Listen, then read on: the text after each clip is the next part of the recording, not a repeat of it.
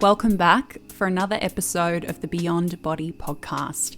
I'm your host, Mia Findlay, an eating disorder survivor, advocate, and recovery coach. And this podcast is all about motivating, inspiring, and most importantly, getting real about mental health. As always, I acknowledge the traditional custodians of the land in which I am seated and recording today, the Gadigal people. I send my respect to all elders and ancestors and any First Nations people listening. So happy to have you with me for another week and very honoured to be bringing you today's episode, which is featuring Kristie Amadio, certified CCI recovery coach and founder of Recovered Living NZ. Kristie is a highly reputable person within the coaching space in particular. She's been doing incredible work. She has been demonstrating her skills as a pioneer in the eating disorder space for some time. And today we are talking about her latest feat, which is establishing a residential in New Zealand under Recovered Living NZ. She's here to talk about her own recovery, her experiences with treatment, and how those things combined inspired her to provide something which, prior to her work, really didn't exist, particularly in New Zealand.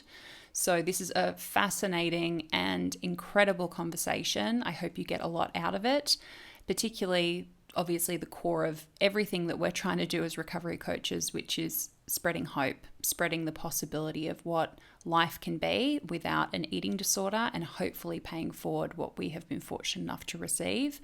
And Kristie is certainly the epitome of that message and that intent. So enjoy. Kristie, thank you so much for coming on the Beyond Body podcast this week. We're so excited to have you because you have some incredibly exciting things to share. Before we jump into the content of the episode, can you give our listeners a little bit of background about you, your history through recovery, and kind of how you've come to be doing what you're doing now? Let everybody know sort of a little bit of your history. Absolutely. And thank you for having me. So for myself, I had an eating disorder for 14 years. So I used to be an elite athlete. And so I grew up in this world that was very body centric and body focused. And I learned from a young age that actually I could change my body and have the body I wanted. But the piece that I never glued together was it came at a cost. And so I stuck with the sport for a while. And when I eventually retired from competitive sport, I just remember feeling this massive fear of like, well, what happens if I'm not training this much? And what happens if I'm not burning all these calories? And so the eating disorder that was definitely, there's no question, it was already there. It just really expanded at that time. And so I was living in Australia and I sought treatment in Australia for my eating disorder multiple times. And eventually I was told that I'd have to learn to manage my eating disorder because I'd had it for so long. And I didn't even question that. I just thought, okay, I can manage things. And so I actually got to a point in my life where I would call it, I was surviving, I wasn't thriving, I was existing, I wasn't living. But to me, that was okay because that was better than being in the very depths of an eating disorder. And I think I began to learn how to settle. And so, I had a life, I had relationships, I traveled, I had a job, but every morning I would wake up and think, what did I eat yesterday? What am I going to eat today? And I would get this sort of clench of fear in my heart about how can I avoid this? Or no, I have to do extra exercise because of this. And it was this constant calculation. And I don't think people, when I eventually told people that I was going to treatment again for my eating disorder, people were genuinely surprised. Some of them, they said, I never would have known. Yeah. And I think they're the people that my heart feels for the most. I think the people that are living lives or having lives with secret eating disorders that nobody knows about, because it really is a mental illness. It lives in your head. And so I was told, that I'd have to learn to manage it. And I eventually moved to New Zealand and continued to manage my eating disorder until I relapsed. And I sought help again in New Zealand and was told there that, well, because you've had it for so long now, you're now considered chronic and you should expect that you'll have to manage it for the rest of your life. And I remember something in me at that point. I didn't settle in that moment. I didn't go, oh, okay, we're back here again. I just went, you know what? This isn't living. Like, I don't want to have periods of my life where I'm struggling to this degree. And I don't want to have periods of my life where I constantly struggle at a lower level, because that's not living. And I got very fired up about that. And I remember the psychologist said to me, well, you're just going to have to accept that. That's part of your work. And I just went, no. So I went home and Googled, thank goodness for Google. And I think I Googled something like eating disorder treatment worldwide help. Like that was maybe my search string. Just cast that net. Just see what exactly. comes back. I just went, I am desperate, and just put it out everywhere. And I think the second hit that came back was this treatment center in America that Carolyn Costin, she wrote the 8 Keys to Recovery book that she had created herself. And I rang them up and I said, hey, I don't think you can help me because I'm chronic, and the lady on the phone, her name's Vicky, I love her forever. And she said, well, I'm going to stop you there. She said, we believe that anybody can be recovered. And she said, it doesn't matter how long you've been sick. It doesn't matter how sick you've been. It doesn't matter how many times you've tried to recover. What matters is the decision you make today. And a little tiny seed of hope was planted, but then most of me went, yeah, but I still can't recover. But she was the first person that ever told me that I could. And so I went through this sort of very long, comprehensive phone assessment. And at the end of it, I said, I would really like to come to your treatment center because I had to do something. And she said, that's great. It's 12. And I said, how much is it? And she said, it's $1,200. And naively, I was like, oh, is that like a month? Yeah. And she goes, no, that's a day. And I said, like, that, to me, that was just laughable. And I just said, I'm sorry, like, I just can't do that. So I ended the call.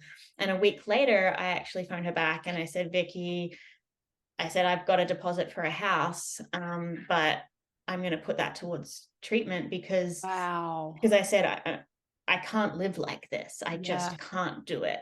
And so I went with this view of going for 6 weeks and I was going to be recovered in 6 weeks. And in my first week in treatment, I was just blown away because it wasn't a hospital, it was a home. They hired staff, some of them who had had eating disorders and were recovered. And for the first time, I was actually around people that believed I could. The culture was positive and I didn't believe that I could get better, but I hoped that I could get better. And I think that was the first time I'd ever had hope. And so I said to the clinical director, I said, Nora, this is going to take a bit longer than 6 weeks, isn't it? And she goes, about 6 months, sweetheart. And I went, oh boy.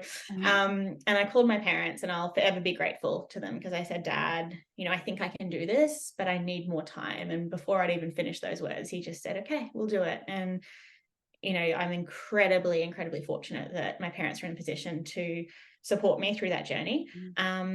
And I did 7 months in America, and it wasn't like I left recovered. I left in solid recovery, knowing exactly what I had to do in order to be recovered. And it took me several years after that to get to a place of being recovered. And I've always had a vision of bringing that quality and the comprehensiveness of what I was lucky enough to experience in America and bringing it over here. That's always been a vision. It's always been a drive because I'm like, this should be available to us in this country. Yes, totally. I had such a similar awakening and sort of anger when I hit that 2 or 3 year point where it was my recovery anniversary and everyone was so excited and I was not excited because I was like, I am doing the calculations. I am so paranoid about relapsing and, I'm in this like quasi state in this middle ground being told that that's the end. This doesn't feel like the end point. And where it is just doesn't feel like it's sustainable. And that introduction, I made a video and sort of the internet came to me and in my comment section was like, go and find Carolyn Costin, go and, find this terminology around fully recovered. Because with the training of our professionals and a lot of professionals, especially in Australia, they're telling us what they believe to be true, which is that you are managing and maintaining a certain end point, a remission sort of ideology, as opposed to what if there's something beyond that. And we have to be, of course, mindful that people are going to approach recovery in different ways and feel like different things are possible for them. But just to leave it on the table for people, I think is important, to even just open it up as an option for them. 100%. Otherwise, we're just potentially hiding half of the map from people and telling them like that's the end of your journey when it doesn't have to be. So you then, once fully recovered, you've also gone and trained as a CCI coach. So we're fellow CCI alumni.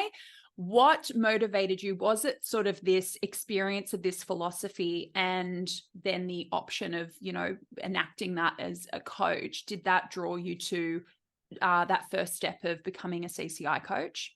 Yeah, it's a good question. So before, when I was younger, in my early 20s, I'd actually trained as a counselor. So I did a Bachelor of Counseling, and I'd always worked with youth. But if anyone with an eating disorder came my way, I'd always just refer on, because I'd just be like, oh, I don't know how to deal with this because I don't know how to deal with myself, Yes. you know? And then once I recovered, I actually went back and did my Master's of Counseling, and then began to work in the eating disorder space, and also did the CCI training as well to get that additional piece there. And I think I'd done a lot of peer mentoring through my own recovery. I latched on to, helping others. We kind of recovered together. And then I went back into the counseling field, and I started to get all these referrals for people with eating disorders. And it just felt like, for the first time, putting my hand into a glove and being like, well, I know how to help you now, and I can relate, and I've absolutely got a roadmap. And yes, we can do this. And yes, you can recover. Mm-hmm. And it just snowballed. And so very, very quickly, I was exclusively just seeing people with eating disorders and helping them get better, which is just the biggest buzz. I can never get enough of it. And I think what happened is, when I started to work again in New Zealand, because I moved to the States for a while and worked over there for a couple of years. And when COVID happened, I came back to New Zealand, and I started to work with people in New Zealand. And I was like, what is going on, that these people were so, so sick and needed more support than just outpatient, but they couldn't get it? Because some of the wait lists for treatment here are in excess of 9 to 12 months. And I was like, they don't have 9 to 12 months. And I think I felt that similar sense of just kind of outraged. Yeah. And I was like, well, if there's one option is they fly to America for treatment, or I was like, well, what if I just started a residential here? And it was kind of this pie in the sky sort of pipe dream, but I just started. And I think it's like an analogy for life. Once I started, I was sort of toe deep, then ankle deep, then knee deep. And by the time I was waist deep, I was like, well, I guess I'll just keep going. Yeah. And then, and it wasn't simple, and it took a lot of work, but I think the driver was just recognizing that New Zealand needs more specialized eating disorder support. It needs more access to eating disorder support. And I think I like the idea of being able to offer something different as well.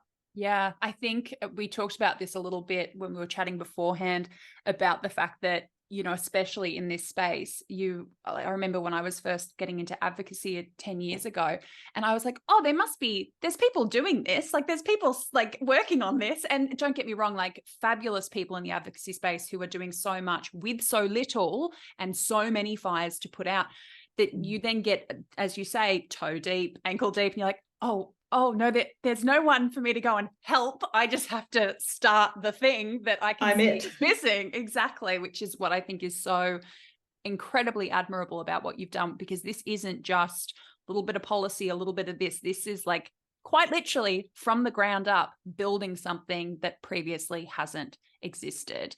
And I do know that within sort of like the CCI space that you started doing a lot within CCI, you are like the live-in recovery coach queen. So you have been on the ground in a day-to-day sense, working alongside people. Did that kind of contribute to what you could see as the necessity of like people needing that constant day-to-day support, care, walking directly alongside them with every like incremental step along the way? Absolutely. So it was actually when I was in treatment in America that I think there was another client I was in treatment with that had struggled with substance abuse, and she was talking about like a sober coach. And I said, well, what's a sober coach? She's like, oh, when you leave like substance abuse treatment, someone comes and lives with you for a couple of days or weeks, and like helps you clean out your closet and get rid of any stuff, and just sort of helps you settle in back home. And I was like, they should have that for eating disorders, but they couldn't, because I think with eating disorders, it needs to be someone who really is specialized in sort of knowing all of the things. And so therapists couldn't do it because you're not allowed to live with your clients, right?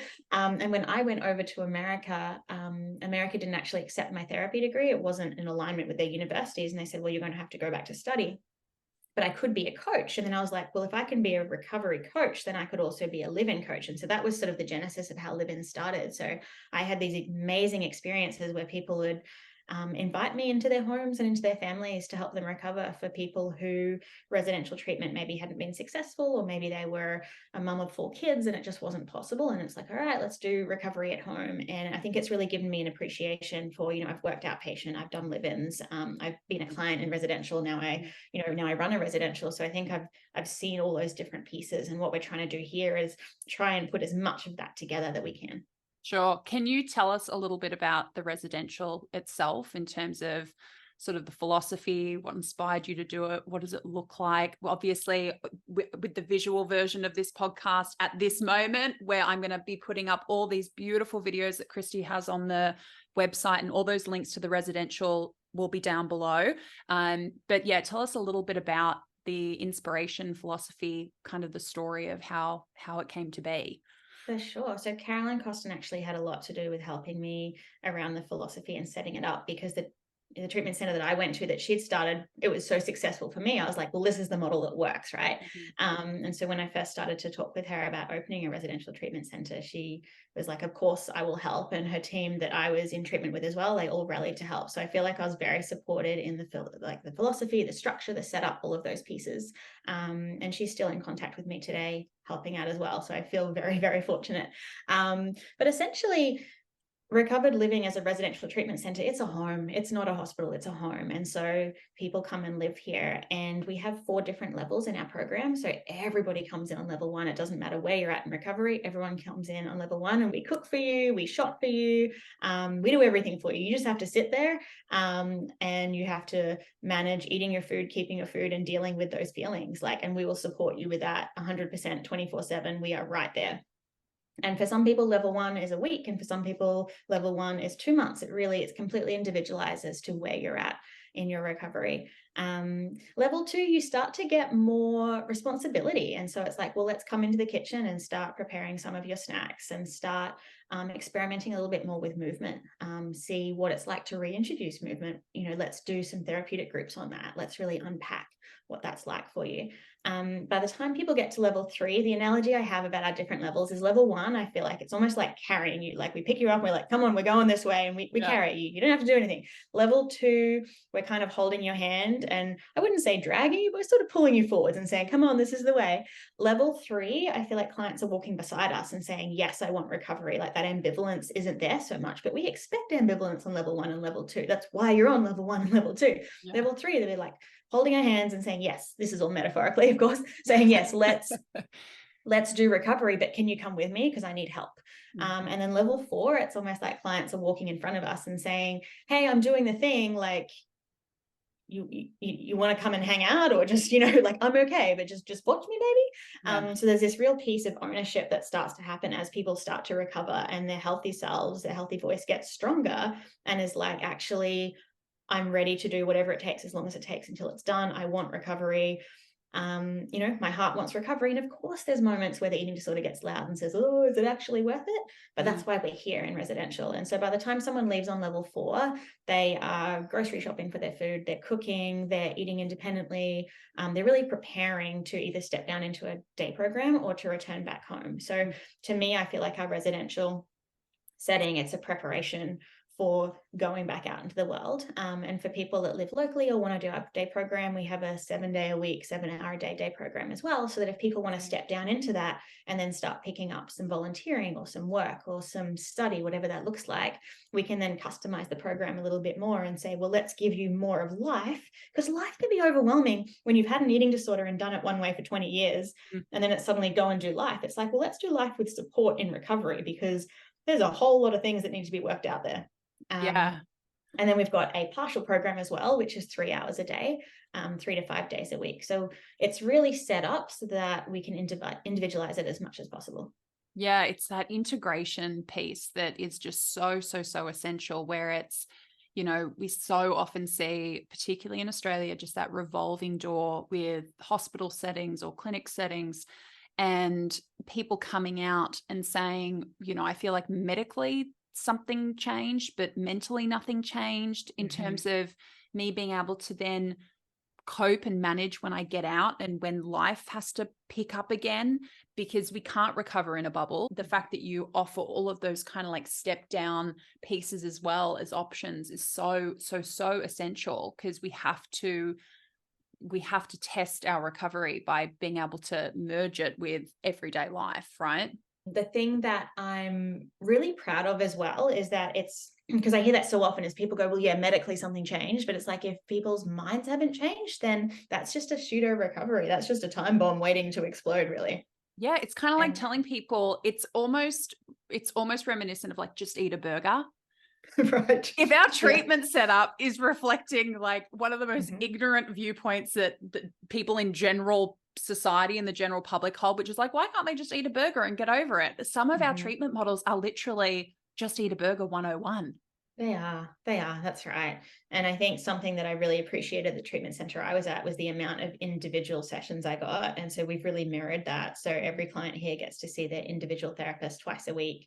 Right. They see me once a week as well. They get to see the dietitian twice a week. We've also got a psychiatrist and a GP that they can see as needed. So we're trying to get as much individuality as possible. It's not possible to have it completely individualized, but as much as we can into that residential setting. Which I think is so important, because what's the point of being able to eat and move your body if you haven't dealt with the underlying stuff? So we're sort of like, we're looking at the behaviors, we're looking at the psychology, we're looking at what's unpacking underneath that. We're looking at your medical stability as well. We're, like you said, we're looking at everything. Yeah. And the physical changes as well. Like, I mean, especially, I think that's where that lived experience has made such a difference to treatment models, where it's, you know, welcoming to that lived experience input, is that so often people are put back out into their life when they may look like they're doing better, but it's when the eating disorder is most active and most distressed, because now it's in a body that it doesn't like and isn't comfortable in. And we haven't had the time or the opportunity to unpack why that might be, and strategies to help to cope with that or to be more tolerant of it. Which is why that mosaic of recovery, being able to work on all these things at once in a doable, incremental, achievable way, super, super important.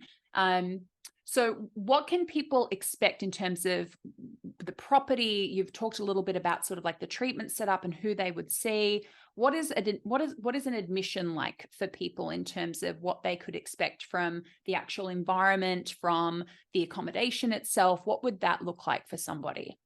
For sure. And I think something I'm so proud of is that I really believe that we have a culture here of pro recovery. And I remember comparing my treatment times in Australia to my treatment time in America. In Australia, it felt like it was about who could be the sickest, who could get away with the most. Totally. It was very easy when I was unwell to get drawn into that. And I'll never forget when I went to America, it was Independence Day, 4th of July, and we were eating turkey sandwiches out on the deck. And I remember looking around and being like, there's 11 other people eating their sandwiches. And I was like, is this eating disorder treatment? Because I think I'm in the wrong place, because everyone else was eating except for me. I was genuinely confused, because I'm like, where's the resistance? Where's the pushback? And it doesn't mean there wasn't some, but I think what they did really well at that treatment center was create a culture that was pro recovery. And I see that here with our clients, is they're helping each other out. Like, hey, I'm really struggling with this behavior, and we make it a group. And all right, if you see this person doing that, help them out. Here's how you can help them. And for the person that's struggling, it's like, then you need to learn how to reach out in here so that you can learn how to reach out in the world. I love, because there was a word you said before that really like turned the light on for me, which is responsibility, right? Like, of course, at stage one, we're not expecting people to be taking responsibility for their process. But I say to clients quite often, there is a pretty important turning point in recovery. It's got nothing to do with BMI. It's got nothing to do with how many fear foods are left on your list. And it's got everything to do with how much are you seeing the sort of state of recovery as, like, if we thought of it as a chess game, is it you and your treatment team sitting on either ends of that table, or is it you and you sitting on either side of that table? Because that personal responsibility, that, you know, recognition that this is my life, this is my recovery, I am the one who will either lose out or benefit from what I choose to do next with it. That is such a crucial piece. So when you use that word and sort of spelled out that tiered system, it's just so reflective of where we want people to get to. Like I said, it's not about crossing off all your fear foods, and it's not about, you know, just the body changing and becoming more tolerant of it. That's all part of it. But ideally, it's a total shift in mindset. It's not getting away with it, because you're not getting away with it. Your treatment team members are going home at night without needing to sort up. That's what we want for you. You're not getting away with it. The only person you are getting one over is yourself. And at the end of the day, you're not really, because you're wearing the consequences of getting one over in the process. 100%. And I think, like you said, Mia, like that's our level system right there. To me, that's the clear definition between the difference between level 2 and level 3. Level 3 is clients are walking beside us being like, hey, let's, I want to do this with you, rather than us being like, come on, we promise you it's worth it. Yeah. Just try. You can, like, you don't have to go the whole way, but can we go this little bit further, and then the proof will start showing up? Totally. So yeah, the property is absolutely beautiful. Whereabouts is it located? What does it look like? What's sort of like the setup in terms of, you know, how the day-to-day living would sort of work for somebody?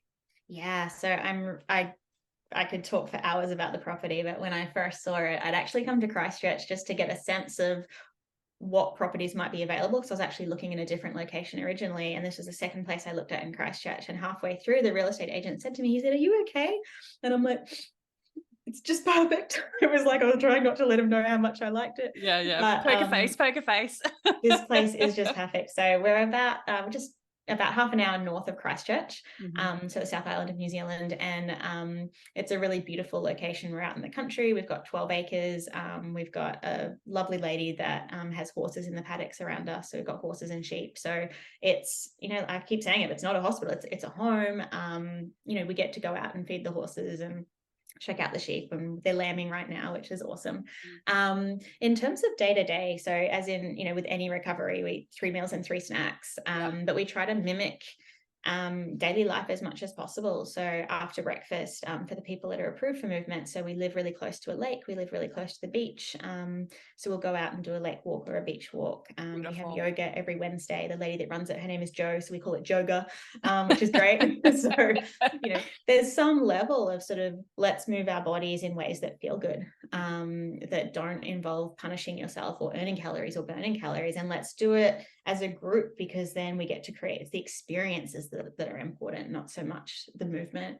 And then after morning tea, we always have like a primary group. So that could be a primary therapy group, and that can be everything from what's on top right now, like what happened at morning tea for you, because that's big for someone who's on level 1. Someone who's on level 3 might be talking about, well, I'm thinking about who am I and what does my life look like when I leave here. So often primary therapy groups are about what's on top, and it can be anything. But yeah, we can talk about body image. We can talk about recovery and reaching out to family members. I always like to say, don't go to the bookstore for lettuce. Like, we need to figure out who in your family is the right person to ask for help with different situations. Because if you go to the person, if you're looking for lettuce and the person isn't able to metaphorically give you lettuce, then you need to find somebody else. And then after lunch is generally time for individual sessions. So whether that's with the dietitian, your therapist, the psychiatrist, whoever it is that you need to see. And then as we move towards the afternoon and evenings, there's more therapy groups, but they can be a little bit lighter as well. So it could be around soul, like what are soulful moments that you recall either before your eating disorder, and for people that have had their eating disorder for a long time, like, actually, I don't remember, my life feels so marked by an eating disorder. It's like, well, what kind of soulful moments do you want to have, and how do we go about creating those? And oftentimes it's connection with people, because eating disorders thrive in isolation, but they shrink in relationship and connection with other people. So we start to talk about, let's speak to your soul for the first time. Let's stop and listen. Beautiful. Yeah, it's that holistic identity, purpose, because if we're just refining it down to the logistics of an eating disorder, then I just feel like we're missing the whole point. That these things are coping mechanisms. They showed up for a reason. They showed up, and now in the recovery process, we have the opportunity to learn from them, which can feel like such a not unproductive, but a counterintuitive thing to people, where they're like, no, but I, should tell it to F off, and I should tell it, to shut up. And it's like, oh no, you can do that. I certainly did that at times, but you're also missing the opportunity to listen to what it was trying to help you with, how it was trying to keep you afloat, how it was trying to communicate your needs and your boundaries. And I love that you touch on help seeking there, because it's never been a mystery to me why Carolyn chose Key 7 to be help seeking, because we are all terrible help seekers. Right. I don't think I've met one person who's like, oh no, Mia, help seeking is not a problem for me. I am just incredibly skilled at it and so comfortable with it, and it always goes beautifully for me. So to be able to equip people with those skills that aren't just going to help them during their stay or post their stay, but with their life in general, to make sure that not only do they not go back to this maladaptive coping mechanism, but that they're not as vulnerable to a variety of maladaptive coping mechanisms that can pop up. And I always say to people, I say, you never go back to who you were before you developed your eating disorder. I say you go forwards. You take with you the parts of yourself that you want to, that were helpful, that lifted you up, that filled your soul. But I said, but you actually move forwards, because the person that you were before you developed your eating disorder developed your eating disorder. So you don't ever go back, you go forwards. Yeah, you can't get in a time machine. No, and it doesn't work, and it wouldn't work. No, and you can't like go in and just like pull out all the new wiring that you've been able to build up. It's not just going to fall out of your head. It's like when clients have a couple of wobbly weeks and they're like, Mia, this means I've regressed and, you know, I'm back to, it's like the brain, it doesn't work like that. You'll notice that you get back on top of things because that wiring is sitting there waiting for you to re-engage it. So yeah, being able to show people that, you know, this is so much more fulsome than just the basics, and that there's a gift there that comes on the other side of that. If this was all about food, I think I would have done it for a year and then I would have given it up because it would be so boring.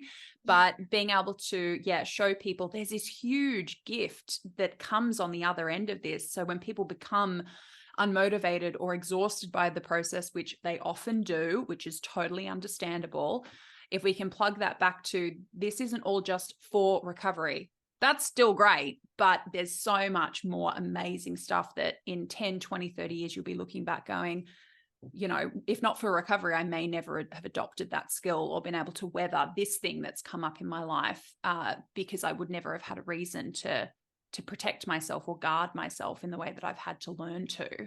Absolutely. And I think too, as someone that's recovered, like I know there's often a lot of questions out there that I often get, which is like, well, do you sometimes think about restricting your food? No. Do you sometimes think about throwing it up? No. Like, I just want to be so clear that like recovered means like I am done with an eating disorder. You couldn't even pay me to go back to an eating disorder. If someone said, I will give you $1 million, like the partner of your dreams, a big house, white picket fence, and, you know, travel it, I'd be like, no, I wouldn't do it. If I had the choice of one more week in this world as a recovered human or another 40 years with an eating disorder, I'd take the week without question. There's nothing about a life with an eating disorder that's attractive to me anymore. But when I was in my eating disorder, it was so attractive because it was safe, it was comfortable, it gave me control, it gave me, you know, all of the things. Whereas now I'm like, no, there's nothing about that is appealing.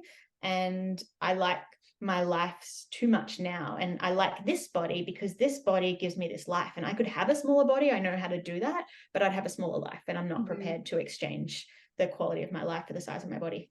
Totally. I try to explain it to, you know, when your clients get to the point where they're kind of grieving, really, like, I could never try to have that body again unless I'm prepared to accept that everything's going to deteriorate. And it's kind of like, well, what happens when you mix red and blue paint together? It makes purple, and you can't ever separate them out again. Like that's the truth that's combining. And once you realize that, once you see that, you can't fall for the lie anymore that you can separate out mixed paint, right? Yeah, I love that analogy. It's not easy to accept that, like, oh, there's not just one more clever way I could do it. There's not a trick that I didn't try.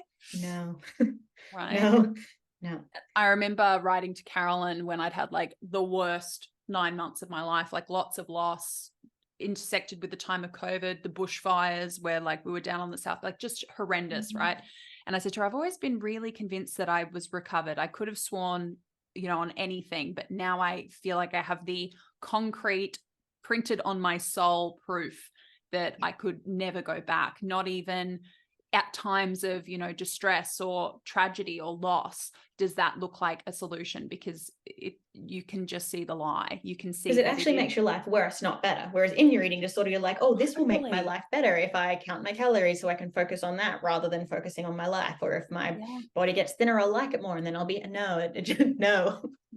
We did that. We went down that rabbit hole. We have all the evidence to say that is absolute falsehood.